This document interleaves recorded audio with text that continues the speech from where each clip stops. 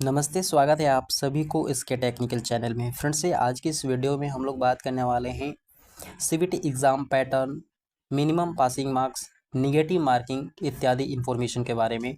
बच्चों को बहुत डाउट है कि सर सीबीटी एग्ज़ाम में निगेटिव मार्किंग है या नहीं, मिनिमम पासिंग मार्क्स कितना होता है सीबीटी में, ठीक है, इसकी एग्ज़ाम पैटर्न क्या है, थोड़ा हमें बताइए।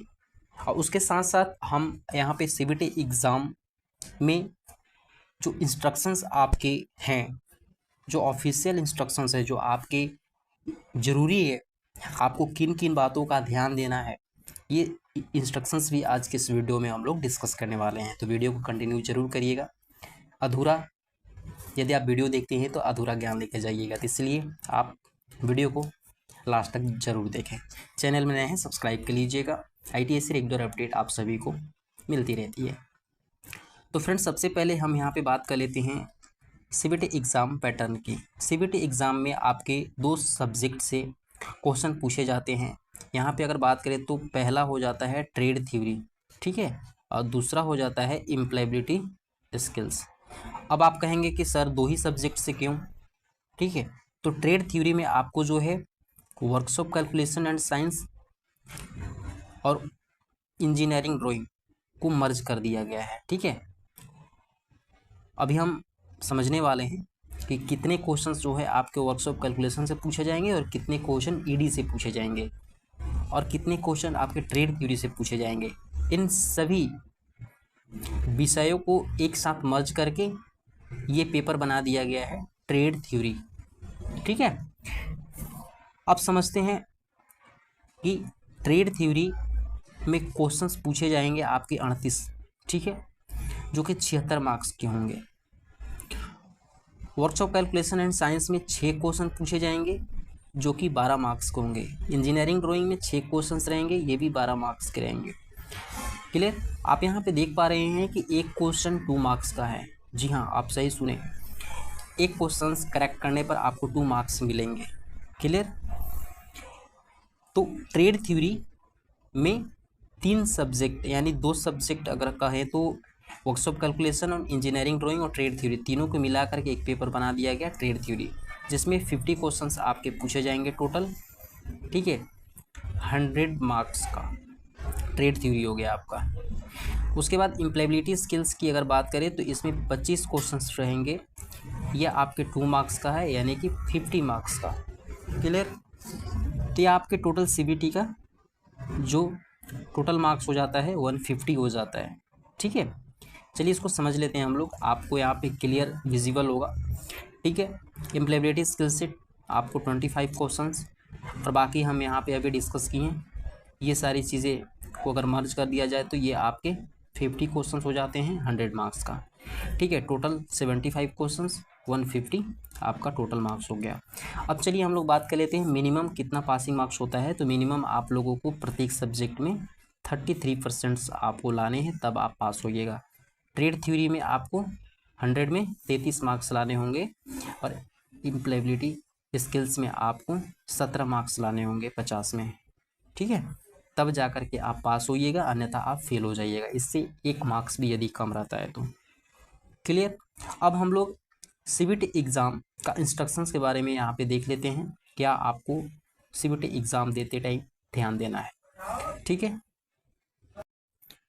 तो यहाँ पे हम इंस्ट्रक्शंस के बारे में देखेंगे।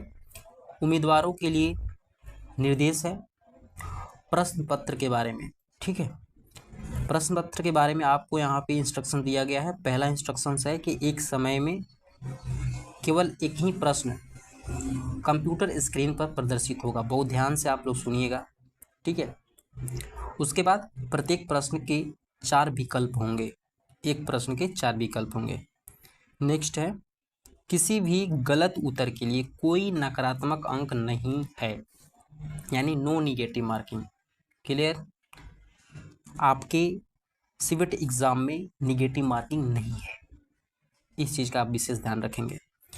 नेक्स्ट, प्रश्न अंग्रेजी और आपकी भाषा में उपलब्ध होंगे, यानी इंग्लिश और हिंदी, ठीक है।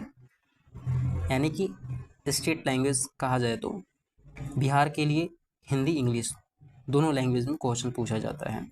महाराष्ट्र की अगर बात करें तो मराठी रहेगा और फिर इंग्लिश रहेगा, यानी कि एक आपके इंग्लिश रहेगा और एक आपके जो है लैंग्वेज से रिलेटेड, भाषा जो आपकी स्थानीय भाषा है उससे रिलेटेड रहेगा। ठीक है, ये समझ गए। नेक्स्ट है परीक्षा स्क्रीन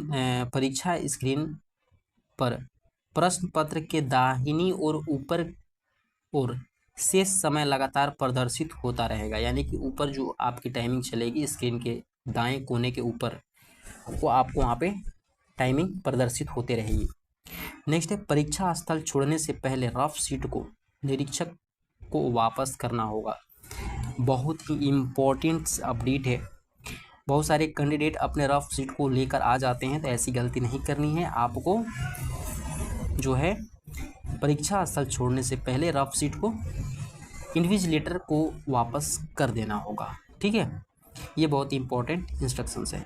चलिए नेक्स्ट हम लोग यहाँ पे प्रश्नों के उत्तर देने के बारे में, ठीक है, प्रश्नों के उत्तर देने के बारे में यहाँ पे इंस्ट्रक्शंस हैं। पहला है उत्तर चुनने के लिए किसी विकल्प पर क्लिक करें। जैसे कोई भी आपको उत्तर सेलेक्ट करना है, जैसे ए है, बी सी डी, ठीक है, 4 ऑप्शंस हैं, इसमें एक ऑप्शंस को आपको क्लिक करना है। ठीक है, यदि आप प्रयास नहीं करना चाहते तो कोई भी विकल्प न चुनें और अगला पर क्लिक करें। यदि आप क्वेश्चंस को अटेम्प्ट नहीं करना चाहते हैं तो आप उसको छोड़ दीजिए और नेक्स्ट पर क्लिक कर दीजिए। ठीक है, उसके बाद आप सबमिट करने से पहले समीक्षा के लिए प्रश्नों को बुकमार्क कर सकते हैं। ठीक है, नेक्स्ट है प्रश्नों के बीच नेविगेशन की अनुमति है, आप नेविगेशंस भी लगा सकते हैं। नेक्स्ट है आपका, ये इंग्लिश हो गया आपका। फिर चलिए हम लोग यहाँ पे देख लेते हैं पूर्व अवलोकन और प्रस्तुति के बारे में। यहाँ पे बताया गया है कि नेविगेट करते समय उत्तर स्वचालित रूप से सहेज लिए जाते हैं। उसके बाद संपन्न बटन पर क्लिक करने से परीक्षक सबमिट हो जाता है, यानी कि सबमिट बटन पर जैसे आप क्लिक करेंगे तो वो आपको जो है सबमिट हो जाएगा। ठीक है, अंतिम प्रस्तुति से पहले 3 चेतावनी स्क्रीन दिखाई देती है। क्लियर। अगला है अभ्यर्थियों को निम्नलिखित कारणों से रोका जा सकता है, परीक्षा से वंचित किया जा सकता है।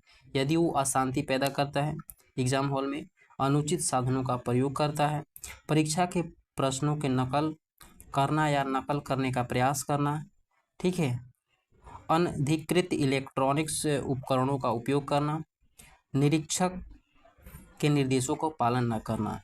तो यदि ये सभी चीज़ें आप में एक्टिविटीज़ हैं तो आपको एग्ज़ाम देने से रोका जा सकता है, आपको एग्ज़ाम हॉल से निष्कासित भी किया जा सकता है। तो इन सभी बातों को आपको सीबीटी एग्ज़ाम देते टाइम विशेष ध्यान रखना है। उम्मीद करते हैं आप लोगों को ये सारी चीज़ समझ में आ गई होंगी। यदि कोई डाउट है तो कमेंट करके आप ज़रूर पूछिए, 100% रिप्लाई देने का प्रयास करते हैं। आप सभी को इस वीडियो के अंत तक देखने के लिए बहुत बहुत धन्यवाद। मिलते हैं अगले वीडियो में नई इन्फॉर्मेशन के साथ, तब तक के लिए नमस्कार।